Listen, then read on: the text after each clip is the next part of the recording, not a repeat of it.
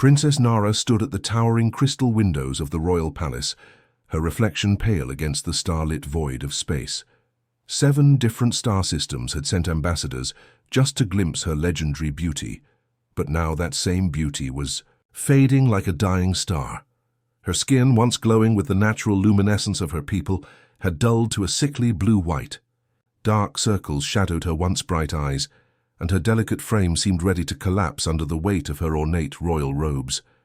The Velthari Empire stretched across dozens of worlds, each one a testament to their incredible technology. Their cities floated in perfect geometric patterns, their medicine could regrow entire limbs, and their scientists had unlocked secrets that made other species bow in awe. Yet for all their advancement, they could not save one dying princess. King Thalon paced the medical chamber, where teams of the Empire's finest doctors worked frantically over holographic displays. Each scan showed the same devastating truth. Princess Nara's body was rejecting every form of synthetic nutrition that kept their crystalline-based species alive.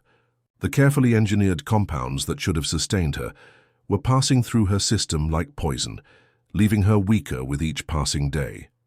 The condition was so rare that medical records showed only 3 cases in the past 1,000 years. All had ended in death. The princess's metabolism had somehow reverted to something primitive, something their ancestors might have possessed before they evolved beyond the need for natural sustenance. It was as if her body was crying out for something that no longer existed in their perfect, sterile world. Dr. Yelin, the Empire's chief medical officer, delivered the news that shattered the king's heart.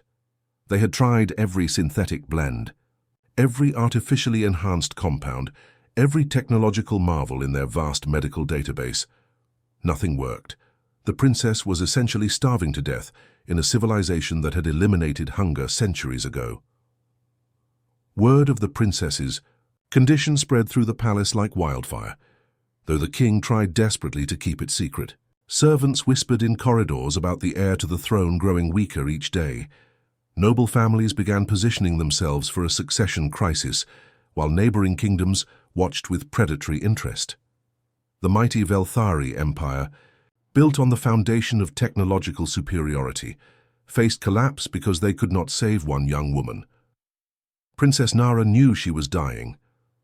She felt it in the way her strength ebbed with each sunrise, in the concerned glances of her attendants, in her father's desperate attempts to maintain hope. She had accepted her fate with the grace expected of royalty, but deep inside she felt a strange longing she could not name. It was as if her body craved something that existed somewhere in the vast universe, something her people had forgotten long ago. The irony was cruel beyond measure. The Velthari had achieved everything they had ever dreamed of. They had conquered disease, extended life, and created a perfect society. Yet their greatest achievement had become their greatest weakness. In their rush to transcend nature, they had lost touch with the very foundations of life itself. As Princess Nara lay in her chambers, surrounded by the most advanced medical technology in the galaxy, she was slowly starving to death. Her body's rebellion against synthetic perfection would soon bring down an empire unless someone could provide what her people had forgotten existed. The human transport ship looked like a rusty tin can floating among diamonds as it approached the Velthari capital. Jinho pressed his face against the small porthole, watching the magnificent alien vessels glide past with their smooth, mirror-like surfaces that seemed to bend light itself. His own ship groaned and rattled with every course correction, its metal hull scarred from countless journeys across the galaxy. The contrast couldn't have been more obvious. Jinho had spent 3 months traveling to reach this moment. Earth's government had chosen him carefully for this diplomatic mission, not because he was the most polished ambassador, but because he understood hardship. Growing up on one of Earth's frontier farming colonies, he had seen what real struggle looked like. He knew the difference between luxury and necessity, between wanting something and needing it to survive. The docking procedure alone showcased the gap between human and Velthari technology.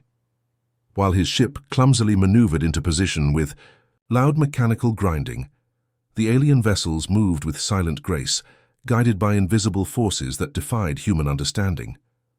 Jinho straightened his simple diplomatic uniform, knowing it would look plain and unremarkable next to the elaborate outfits he was about to encounter. The welcoming ceremony took place in a grand hall that seemed carved from a single massive crystal. Light danced through the walls in patterns that hurt human eyes to follow for too long. Dozens of alien dignitaries stood in perfect formation, their luminescent skin creating a soft glow throughout the chamber. Jinho felt like a shadow among stars as he walked down the center aisle. King Thalen sat on a throne that appeared to be growing from the floor itself, its crystalline structure pulsing with gentle energy. The alien ruler was impressive even by Velthari standards, tall and commanding with skin that shimmered like captured moonlight, but it was the figure beside him that caught Jinho's attention. Princess Nara looked like she might shatter if someone spoke too loudly. Her famous beauty was still there, but it had taken on a fragile quality that made Jinho's chest tighten with unexpected sympathy. She sat perfectly upright, maintaining royal composure, but he could see the effort it cost her. Her breathing was shallow, and her hands trembled slightly as she gripped the arms of her chair. The formal presentations began with typical diplomatic pomp. Ambassador after ambassador stepped forward to deliver carefully rehearsed speeches about trade agreements and mutual cooperation. Jinho noticed how the other diplomats kept glancing at Princess Nara with calculating eyes, clearly more interested in the political implications of her condition than in her actual suffering. Then it happened. Princess Nara tried to stand for the ceremonial blessing, and her legs simply gave out. She collapsed gracefully as if even her fall had been choreographed, but the sound of her hitting the crystal floor echoed through the chamber like a gunshot.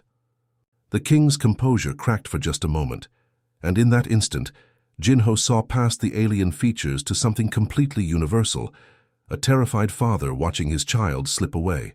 While the other diplomats immediately began whispering about succession laws and political ramifications, Jinho found himself stepping forward. Royal guards moved to intercept him, but King Thalen raised a hand to stop them. The human knelt beside the princess, not as a diplomat seeking advantage, but as one person trying to help another. Princess Nara's eyes fluttered open, and for a brief moment, she looked directly at Jinho. He saw something there that the advanced medical scanners had missed. Hope, buried deep but still flickering like a candle flame in the wind. The royal guards looked at Jinho like he had lost his mind when he approached the throne after the ceremony. Breaking diplomatic protocol was bad enough, but requesting a private meeting with the king himself was almost unthinkable. The other ambassadors shook their heads in disapproval, certain that the foolish human had just destroyed any chance of successful negotiations. But King Thalen surprised everyone. Perhaps it was the way Jinho had rushed to help Princess Nara without thinking about politics, or maybe it was the genuine concern in the human's eyes. Whatever the reason, the king agreed to meet privately in his personal chambers, away from the prying eyes and ears of the court. The king's private study was smaller than Jinho expected, filled with holographic displays showing medical data and treatment plans. Charts covered every surface, each one documenting another failed attempt to save the princess. King Thalen looked older here, away from the formal throne room. The weight of helplessness had carved deep lines around his luminescent eyes. Jinho took a deep breath before speaking. What he was about to suggest would sound crazy to a civilization that had mastered technology beyond human imagination. But growing up on Earth's farming colonies had taught him to recognize certain signs that apparently even advanced alien medicine had missed. He had seen those same symptoms before, back home on the agricultural worlds where Earth grew its food. The hollow cheeks, the way Princess Nara's body seemed to be consuming itself, the particular pallor of her skin. It all pointed to one thing that should have been impossible in such an advanced society: starvation. Not the dramatic kind from lack of food, but the slow, systematic breakdown that happened when a body couldn't process the nutrients it was being given. When Jinho explained his theory, King Thalen's first reaction was polite confusion. How could malnutrition exist in a civilization that had eliminated hunger centuries ago? Their synthetic nutrients were perfectly calibrated, more efficient than anything nature could provide. The very suggestion seemed to insult everything the Velthari had achieved. But Jinho pressed on, drawing parallels to cases he had witnessed on Earth's frontier worlds. Sometimes, he explained, the most advanced solutions overlooked the simplest problems. Back home, they had learned that some people couldn't process artificial supplements, no matter how perfectly engineered. Their bodies craved something raw and unprocessed, something that still carried the chaotic complexity of natural growth. The king listened with growing desperation as Jinho described how Earth's farmers sometimes encountered livestock that rejected synthetic feed, but thrived on wild grasses, how certain human populations in isolated colonies had similar reactions to processed foods, but flourished on simple natural diets. Then came the moment that would change everything. Jinho suggested something that made King Thalan's advisors gasp in horror. What if they tried feeding Princess Nara actual Earth food? Not the synthetic perfection that Velthari science had created, but the primitive, unprocessed sustenance that humans still grew in soil and harvested by hand. The royal physicians were outraged. How dare this primitive species suggest that their crude agricultural products could succeed, where advanced Velthari medicine had failed? The very idea was insulting, dangerous, and completely against everything they understood about nutrition and health. But King Thalan saw something in Jinho's eyes that his own people had lost. Hope backed by practical experience rather than theoretical knowledge. Here was someone who had actually dealt with similar problems, not in a laboratory or computer simulation, but in the real world where simple solutions sometimes worked better than complex ones. The debate that followed was intense and emotional. Court advisors warned about contamination, primitive toxins, and the diplomatic disaster of allowing alien food near the royal heir. But as they argued, Princess Nara grew weaker in her chambers, and King Thalan faced the terrible choice between pride and desperation. Princess Nara's chambers felt like stepping into a crystal cave. Everything gleamed with that same cold perfection that defined Velthari architecture. But somehow the sterile beauty made the room feel more like a medical facility than a home. Jinho carried a simple cloth bag that looked completely out of place among the floating furniture and holographic displays that monitored the princess's vital signs around the clock. The royal guards watched nervously as Jinho approached Princess Nara's resting area. She lay propped against crystalline pillows that adjusted automatically to support her weakening frame. Her attendants hovered nearby, ready to intervene if this human experiment went wrong. The air itself seemed to hum with tension and barely contained panic. Jinho opened his bag slowly, aware that every movement was being recorded and analyzed by invisible sensors. What he pulled out would have seemed laughably primitive to anyone in the room if the situation hadn't been so desperate. 3 simple items that represented thousands of years of human agricultural tradition. A red apple that still carried traces of morning dew, a small bowl of white rice cooked exactly the way his grandmother had taught him, and a jar of golden honey that caught the chamber's artificial light like trapped sunshine. The princess's attendants stepped back instinctively, as if these organic objects might contaminate their sterile environment. One of them actually made a disgusted face at the sight of food that hadn't been synthesized in a laboratory. But Princess Nara's reaction was completely different. She leaned forward slightly, her dulled eyes showing the first spark of genuine interest Jinho had seen since arriving. She reached out with trembling fingers to touch the apple's smooth skin. The sensation seemed to surprise her. Unlike the perfectly uniform texture of everything else in her world, this fruit had tiny imperfections, natural variations that spoke of real growth rather than artificial creation. She lifted it to her nose and inhaled deeply, experiencing a scent that her people had forgotten existed. The moment of truth came when Princess Nara took her first bite. The sound of her teeth breaking through the apple's skin was startlingly loud in the quiet chamber. Juice ran down her chin, something that would have horrified her attendants under normal circumstances, but now they watched in fascination as she chewed slowly, her expression changing with each second. Something incredible happened that the monitoring equipment couldn't measure. For months, Princess Nara had felt nothing but a constant empty ache, a hollowness that no amount of synthetic nutrients could fill. But as the apple's natural sugars hit her system, she felt something she had almost forgotten: actual hunger. Not the desperate weakness that had consumed her, but the healthy, living sensation of a body that wanted to be fed.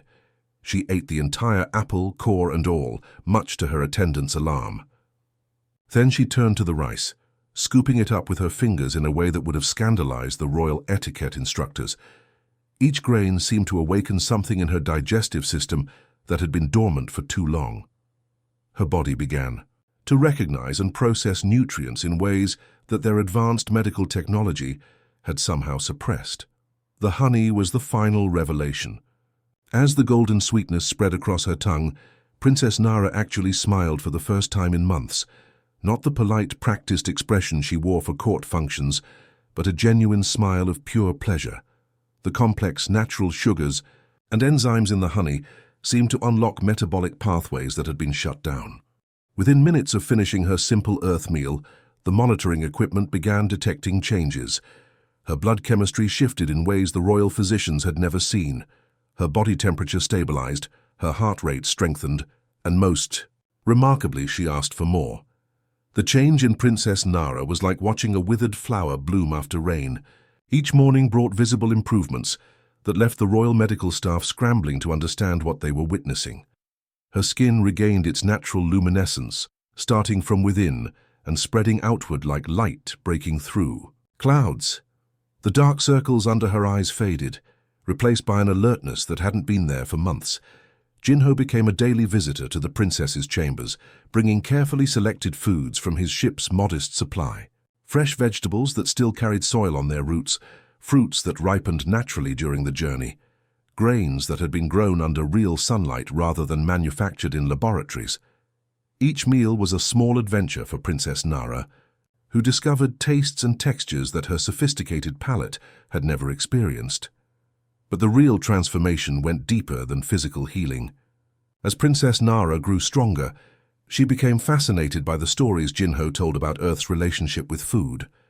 He described how humans planted seeds in spring, tended crops through summer heat, and celebrated harvests as communities came together.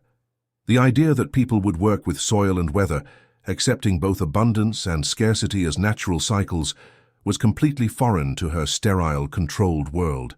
She listened with growing wonder as Jinho explained how his grandmother had taught him that cooking was an act of love, not just a mechanical process of combining nutrients. How farmers on Earth would taste their soil to understand what their crops needed, or how families would gather around tables, not just to consume calories, but to share their days and strengthen their bonds. The royal physicians watched this transformation with a mixture of amazement and frustration. Everything they had learned about nutrition suggested that Jinho's primitive foods should be inferior to their carefully engineered supplements. Yet the princess was thriving on what they considered crude, unprocessed matter. They demanded samples of everything she ate, running analysis after analysis, trying to understand why simple sugars from fruit worked better than their perfectly calibrated synthetic compounds. Dr. Yellin spent sleepless nights studying the data, unable to accept what he was seeing. The Earth foods contained impurities, inconsistencies, and random variations that should have made them less effective, not more. But somehow, Princess Nara's body was responding to this chaos in ways that their ordered perfection never achieved. It was as if her digestive system had been waiting for exactly this kind of natural complexity. The princess began requesting specific foods based on what her body seemed to crave. Some days she wanted the sweetness of earth berries, other days the hearty satisfaction of bread made from grain that had grown wild in fields. Jinho would explain the origins of each food, describing the climate and soil conditions that had shaped its flavor, the human hands that had cultivated and prepared it.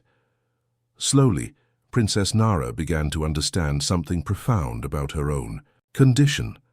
Her body hadn't been rejecting nutrition, it had been crying out for the kind of food her species had consumed before they evolved beyond natural sustenance.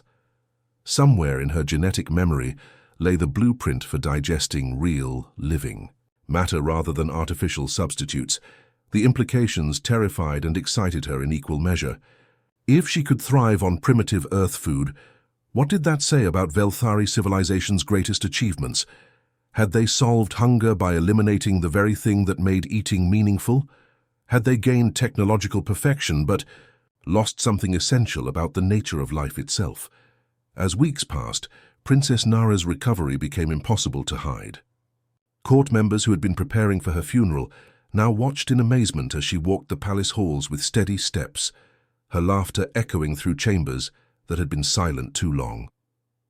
News of Princess Nara's recovery spread through the Velthari Empire like wildfire. What had started as whispered rumors in palace corridors soon became headlines across every communication network in their star system. The impossible had happened. A dying princess had been saved not by their most advanced technology, but by primitive food from a backwater planet called Earth. Jinho woke up one morning to find himself surrounded by reporters, scientists, and curious nobles who had traveled from distant worlds just to meet the human who had accomplished what their greatest minds could not. Guards had to escort him through the palace as crowds gathered, trying to catch a glimpse of the mysterious Earth diplomat who had somehow worked a miracle. The attention made Jinho deeply uncomfortable. Reporters thrust recording devices in his face, asking how he had discovered the cure that had eluded Velthari medicine for months. He tried explaining that it wasn't really a cure at all, just basic nutrition that any farmer back home would have recognized. But to a civilization that had forgotten what natural food even looked like, his simple knowledge seemed like magic.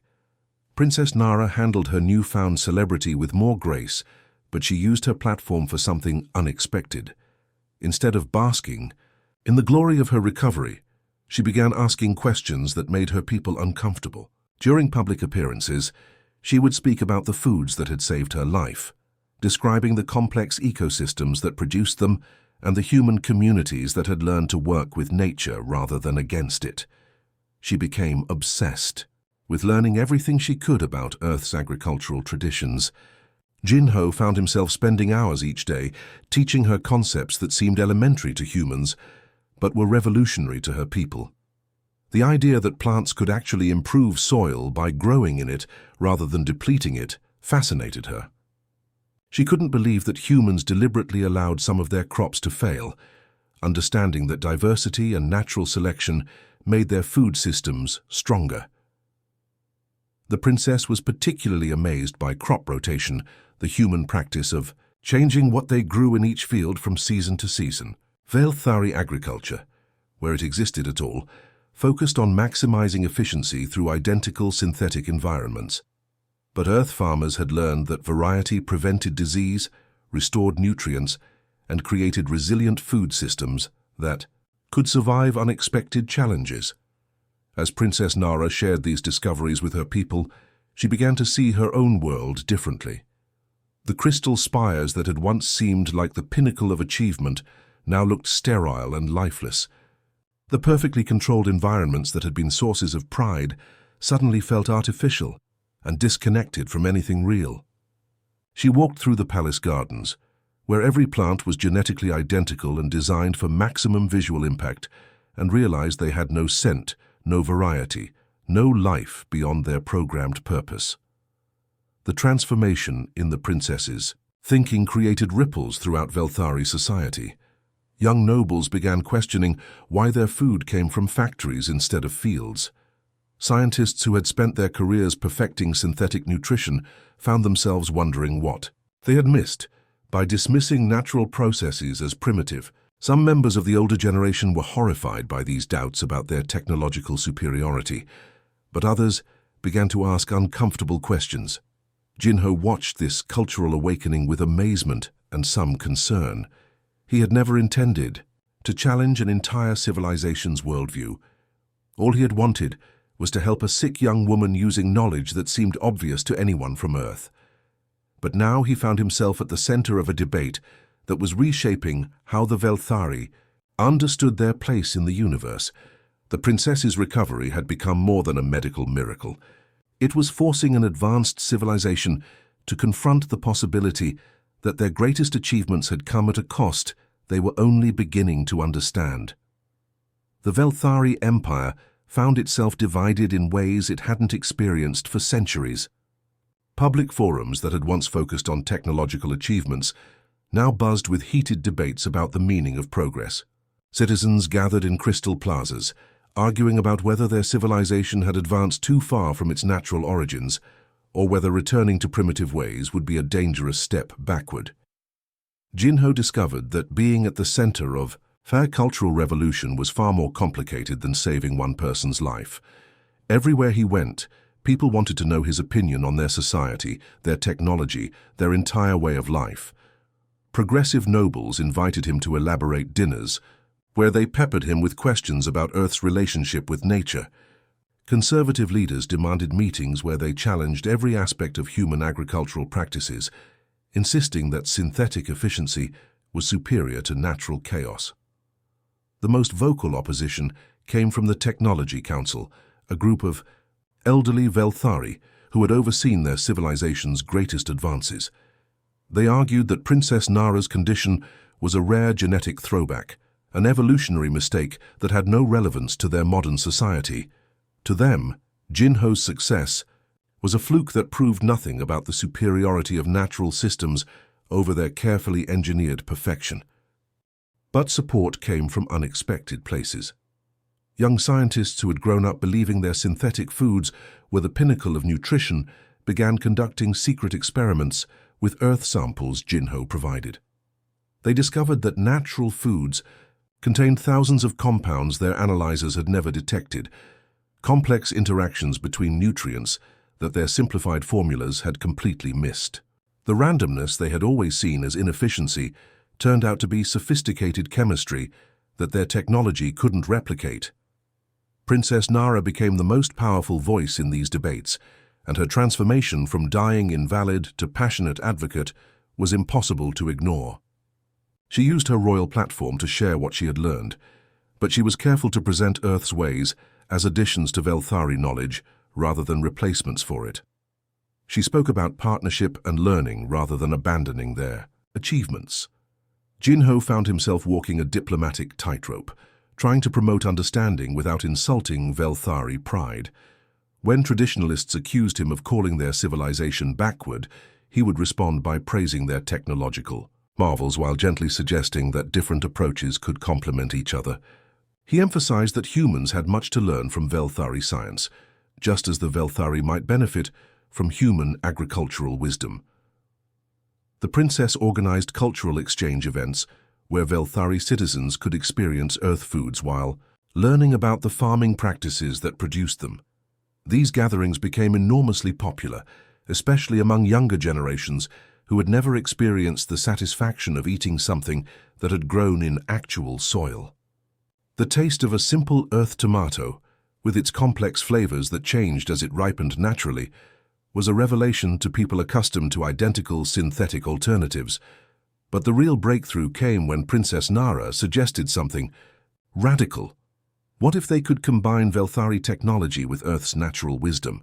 Instead of choosing between artificial efficiency and natural chaos, why not use their advanced understanding to enhance natural processes rather than replace them? They could study how Earth ecosystems worked and then use their technology to support and improve those systems rather than bypassing them entirely. This idea excited progressive thinkers who saw possibilities their civilization had never considered. They began designing experiments that would blend the best of both worlds. Velthari precision, guided by Earth's understanding of natural complexity. The princess's recovery had opened a door that led not backward to primitivism, but forward, to a new kind of advancement that honored both technological achievement and natural wisdom. Jinho realized he was witnessing something historic, an entire civilization reconsidering its fundamental assumptions about progress and success. King Thalon stood in his private chambers, watching his daughter laugh as she tended to a small earth garden that Jinho had helped her create on one of the palace balconies. For months he had prepared himself for her funeral, had made peace with losing the most precious thing in his life. Now she was not just alive, but more vibrant than he had ever seen her. The transformation felt like a miracle he could never repay. The formal ceremony took place in the Empire's grandest hall, with representatives from dozens of worlds in attendance. King Thalon had announced his intention to reward the human who had saved his daughter, and speculation ran wild about what form that gratitude would take. The Velthari were known for their spectacular displays of wealth and power, and everyone expected something worthy of the Empire's reputation. Jinho stood uncomfortably in the center of the vast chamber, wearing his simple diplomatic uniform, among beings dressed in crystalline robes that cost more than most planets' annual budgets. He had tried to decline any public ceremony, insisting that he had simply shared knowledge any Earth farmer would have known. But the king had been adamant that such an extraordinary service deserved extraordinary recognition. The offers began modestly by royal standards, but grew increasingly lavish as King Thalon's emotion overcame his usual restraint. First came wealth beyond human imagination, enough crystalline currency to buy entire star systems, rare minerals that could fund Earth's development for centuries, technological patents that would revolutionize human civilization overnight. The assembled nobles nodded approvingly, expecting the primitive human to be overwhelmed by such generosity. But Jinho politely declined each offer, explaining that he had acted not for reward, but from simple human compassion.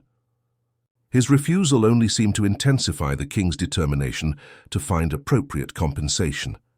The offers escalated to territorial grants, entire moons that could be colonized by humanity, mining rights to asteroid fields rich in resources Earth had never seen, even governing positions within the Velthari administration. The court began to murmur with confusion as Jinho continued to decline. What kind of being would refuse such incredible opportunities? Some whispered that humans must be even more primitive than they had assumed, unable to recognize the value of what they were being offered. Others began to suspect that Jinho was negotiating for something even more valuable. The climax came when King Thalon made an offer that shocked everyone present, including Princess Nara herself. He offered his daughter's hand in marriage, along with a position as heir to the throne itself. The political implications were staggering. A human could become ruler of one of the galaxy's most powerful empires. The assembled nobles fell silent, unable to believe what they were hearing. Jinho's response surprised everyone, including himself. He looked directly at Princess Nara, seeing not a political prize, but a remarkable young woman who had become a friend and student. Then he turned to the king and spoke words that would reshape the relationship between their civilizations. He requested something that had never been offered in the Empire's history, a true partnership between equals. Not charity flowing from the advanced Velthari to primitive humanity, but genuine mutual exchange where both species could learn from each other. He wanted Earth's farmers to work alongside Velthari scientists, combining natural wisdom with technological precision. He envisioned human agricultural knowledge, helping to restore what the Velthari had lost, while Velthari science could help humanity solve problems they had never imagined. The audacity of the request left the court speechless. Here was a representative of a species they had considered barely civilized, asking not for handouts but for respect as equals. King Thalon stared at Jinho for a long moment, then began to smile in a way that transformed his entire face. The signing ceremony for the Terra Velthari Cultural Exchange Accord took place exactly 1 year after Princess Nara had collapsed, during Jinho's first diplomatic visit. The same grand hall that had witnessed her near death now hosted representatives from both worlds, but the atmosphere was completely transformed. Instead of the sterile perfection that had once defined Velthari gatherings, the chamber now featured living plants from Earth, growing alongside crystalline sculptures, creating a harmony between natural and artificial beauty. Princess Nara stood beside her father as the historic documents were prepared, but she looked nothing like the fragile figure who had once needed support just to remain upright. Her skin glowed with health, her eyes sparkled with intelligence and curiosity, and most remarkably, she radiated an inner strength that came from understanding her place in a larger universe. The simple earth foods that had saved her life had given her something even more valuable, a new perspective on what it meant to truly live. The accord itself was unlike any treaty in galactic history.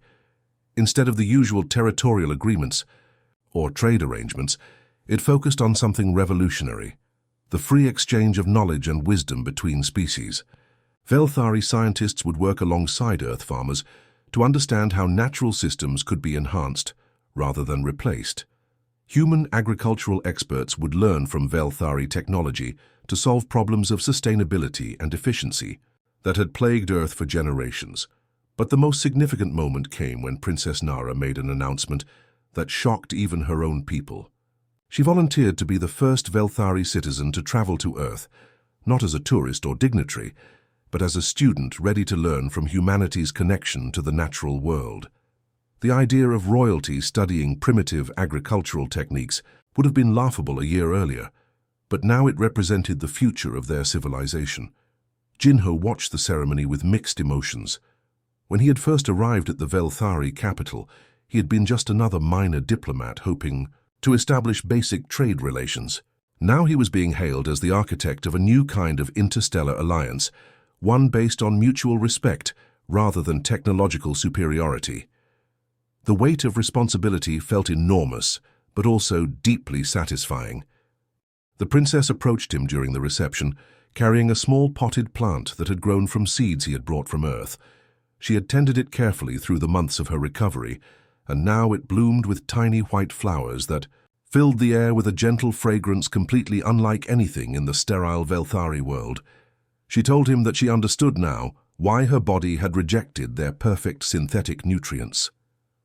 Her genetic condition wasn't a throwback or evolutionary mistake, but a reminder of something her people had forgotten, that life itself was about connection, complexity, and the beautiful chaos of natural systems working together. The artificial perfection they had achieved was impressive, but it lacked the deeper satisfaction that came from being part of something larger than themselves. As the celebrations continued around them, Jinho realized that this alliance would change both civilizations in ways neither could predict. Earth would gain access to technologies that could solve hunger, disease, and environmental problems that had seemed impossible to overcome. But more importantly, humanity had proven that their greatest strength wasn't in building bigger weapons or faster ships, but in their willingness to share simple wisdom with those who needed it. The story that began with one human's compassion for a dying princess had become something far greater, proof that the most advanced civilizations in the galaxy still had something to learn from the fundamental truths that humanity had never forgotten.